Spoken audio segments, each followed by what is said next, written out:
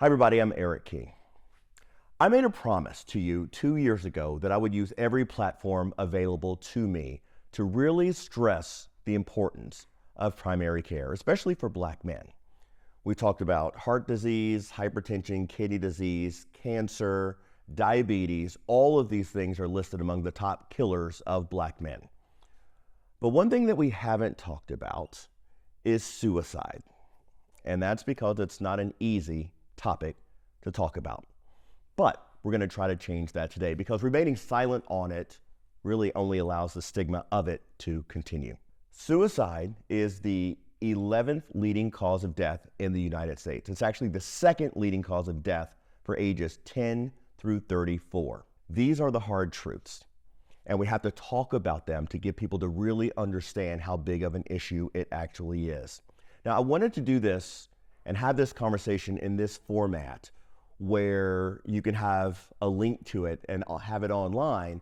That way you can watch it in whatever privacy you need, because we're going to talk about some things that are going to be really uncomfortable.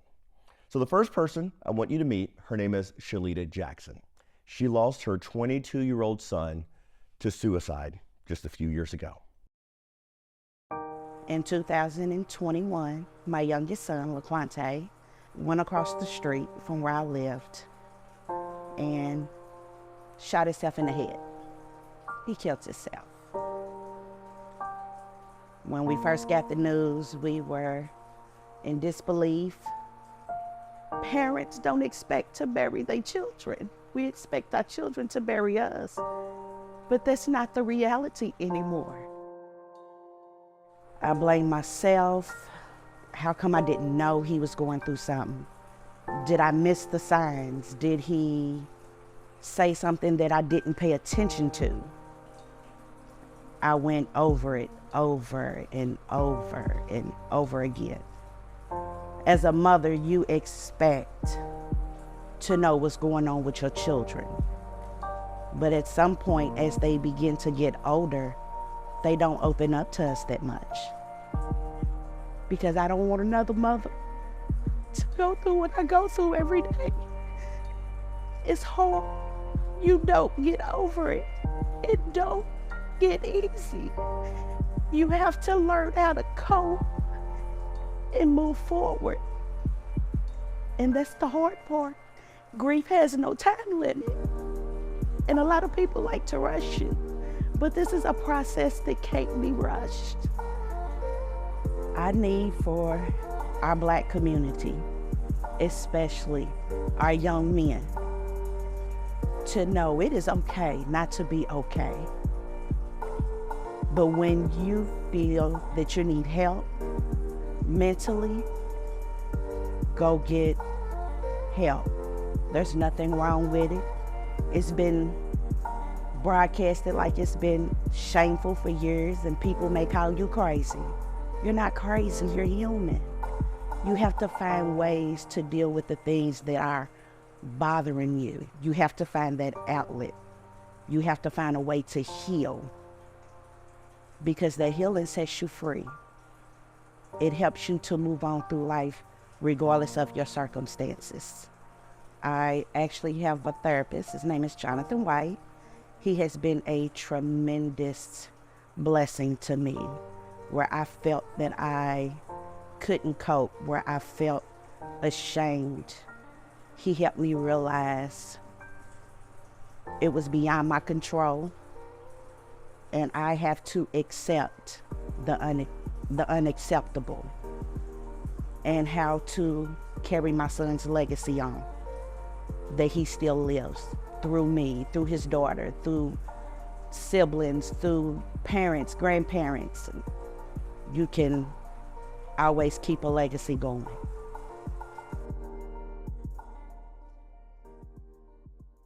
You will meet the therapist that Shalita just referenced. His name is Jonathan White. You'll meet him shortly. But she touches on a number of different factors that seem to be very consistent across the spectrum of suicide. People talking about feelings of sadness, hopelessness, and worthlessness. But these issues are compounded for the African American community in particular because of factors like things you may have heard of, policy trauma, or laws that are created that disenfranchise minorities.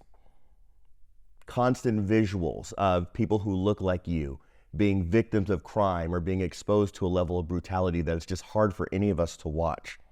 The constant effort to fit into a society that on some level tells you you're not wanted in different places in that society fairly often. Racism, discrimination struggles, and that mental health stigma that seems to stick around and oftentimes prevents people from getting the help that they need. And awareness of all of that is something Shalita certainly wished she and her son would have had. And it's also something that Camila Taylor thinks may have changed the outcome for her younger brother. On January the 5th of 2023, my younger brother, Gary Taylor, took his life. He went to a park. He parked his car. He got out of his car. He sat down behind his car and he shot himself in the head. I believe that for all his efforts and hard work, he still didn't see himself as successful as he thought he would have saw or should have, where he should have been maybe. So he still didn't realize how dynamic he was, the provider and the protector he was and always wanted to be. It was recognized. I saw it. I think life, being life, right? The world, society, so much, because he tried to be exactly what he needed to be by society's standards. Because it's a stigma. Black men aren't there for their children. They're not in the homes with their children. He was always there with his wife and his sons. He was the best son to my mother and my father. He could be an absolutely magnificent brother to me, a wonderful uncle. His wake was an eye-opener of why the pressure was so much. Because so many people said he was always there when I needed him. He never said no to me if I called. He always tried to be there. He never let me down. So I was like, oh, so maybe he had so much pressure from trying to be so much to so many people that the other things that were going on in his life, right? Because he's a Black man. They don't do mental health, right? A lot of them. And I won't say they don't, but that's the stigma. That's what the narrative. And we push through. They push through. And you can't always just push through. You sometimes have to communicate what you're feeling, what you can't cope with. Like, we need to teach more coping mechanisms and skills, and we need to encourage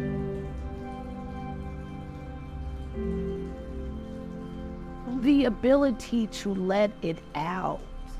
And it doesn't make you weak. It doesn't make you vulnerable. It allows you to work on a path of healing, or if not even healing, coping. It allows you to stay alive. If we can prevent it, let's prevent it.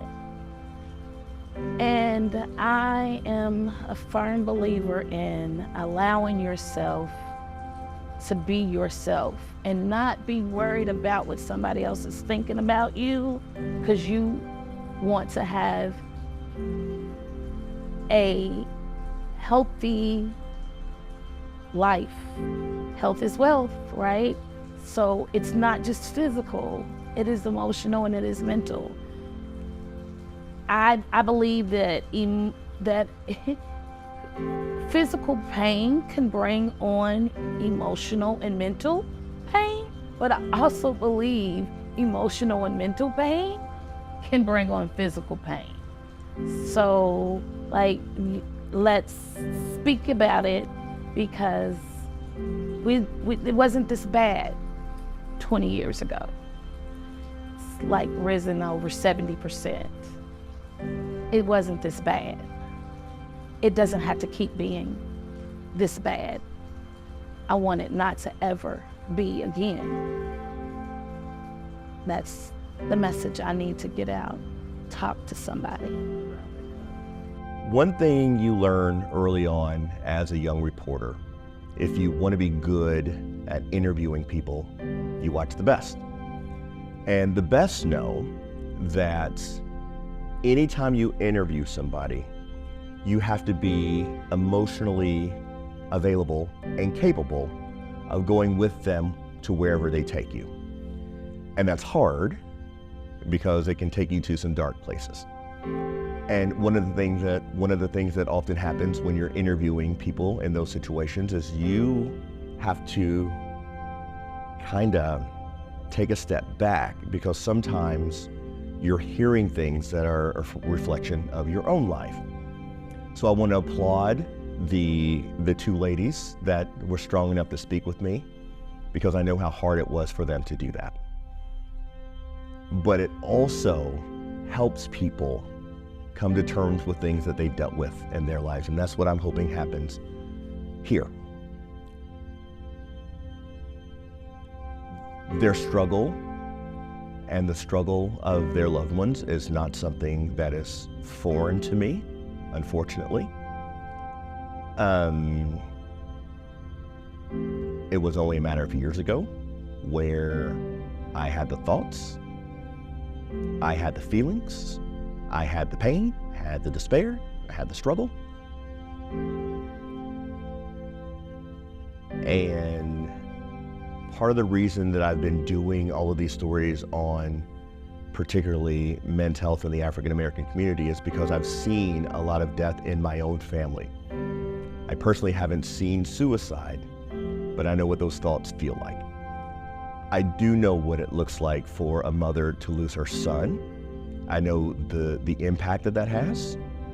And my saving grace was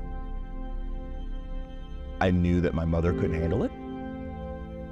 I was lucky in the sense that I had a very attentive family, very attentive friends.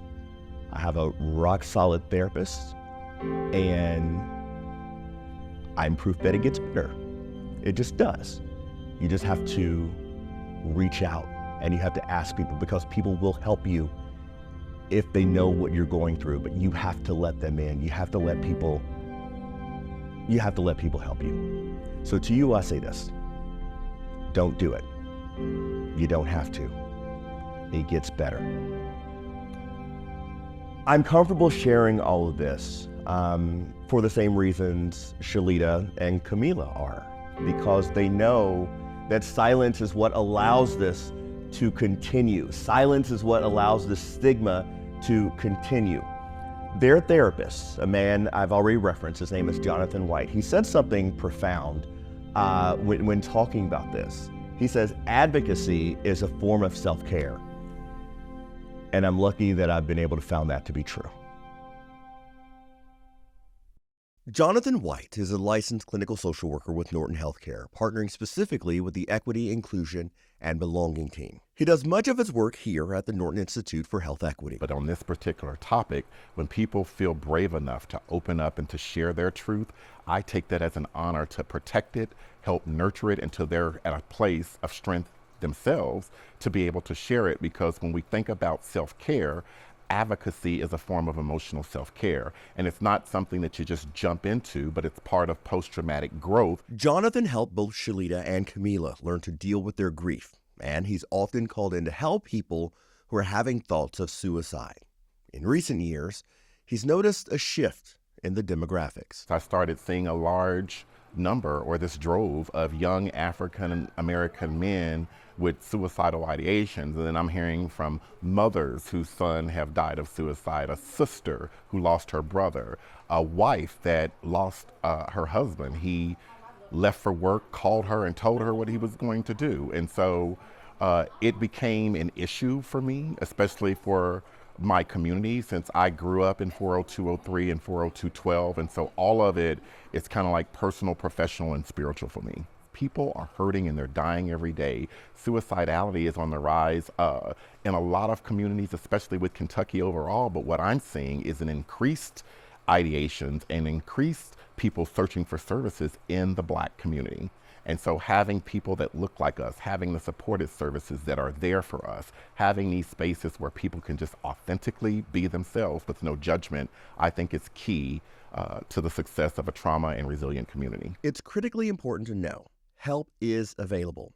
I've mentioned the National Suicide and Crisis Lifeline. That number is 988. It's available 24 hours a day in both English and Spanish. But the goal here is to address these issues before they're at crisis level. Intervention saves lives. Your primary care doctor should be a first resource. They can help connect you to proper care or treatment for any kind of depression, grief, trauma, or suicidal thoughts. I'm also happy to tell you about the American Foundation for Suicide Prevention, which has a local contact. Our mission is to save lives and bring hope to those affected by suicide, and we do it through a bunch of different initiatives, from advocacy to research to even education programs.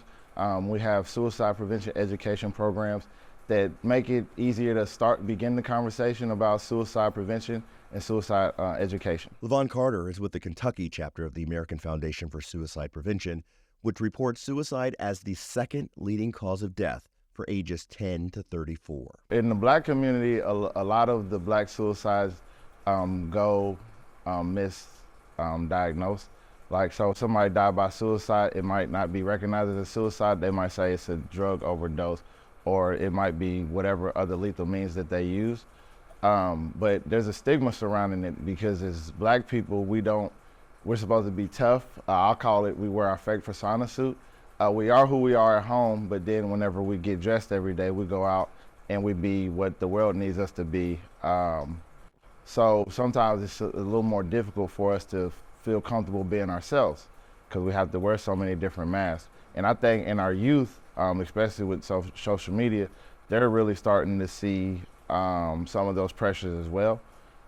So I think if we could just make a friendlier culture that's just more susceptible and open to break down some of these barriers and stigma surrounding mental health, especially in the Black community. Black men are 4.5 times more likely to complete suicide than Black women. Recent studies show more than 1 in 10 Black youth have attempted suicide. Nearly 4 in 10 of them reported feelings of hopelessness. The question is why? Everyday health reports harmful effects connected to social media use and pressures to fit in, exposure to racism, the stigmas attached to mental health, and exposure to violence and cumulative trauma are leading causes. Both Jonathan and Levon agree the approaches to addressing these issues have to be collective among people with mental health issues, their loved ones, and medical professionals, along with efforts to dismantle some of the racist systems that help fuel many mental health issues. That's why their respective organizations are teaming up to produce a series of community forums and seminars to specifically address these issues, particularly in the Black, LGBTQ+, and Latinx communities. We are very excited for a couple reasons. One, because there's a lot of communities that are affected that have no idea that we exist, that these resources and supports are available. But I'm also excited because I'm able to impact my community specifically, because I'm able to kind of bridge that gap and be the connection between those two opposite sides, to let Black people know it is okay to not be okay, that it's brave to have enough courage to be able to admit that I'm having a tough time figuring this out, or something's not going right up here. That's courage. But I think at times we wear being burnt out and exhausted as a badge of honor. And I believe that we need to take care of our mental health just as we would our physical health. And if you start to realize in yourself or someone else that something's off about them, the same way that if you were to have a heart attack, you would go see a heart doctor or something, it's the same way that if something's not right up here, you should go see a mental health expert. So we've thrown a lot at you. I know it's hard. I know it's emotional. But again, I want this to be a conversation that you start in your own life. If you are struggling with these thoughts, If you know someone who is struggling with these thoughts, 988 is the National Suicide Crisis Hotline. It's always available to you. Call it if you need it. But I want to stress the part that says if you or somebody you know, because they need you to pull them out of it. Sometimes you have to see it because they can't. Sometimes you have to be the one that says, how are you doing? And recognize that's not just an expression that we say to be nice. When you ask somebody how they're doing, listen and read between the lines. You can be the person that saves a life. My name is Eric King, WHAS 11, on your side.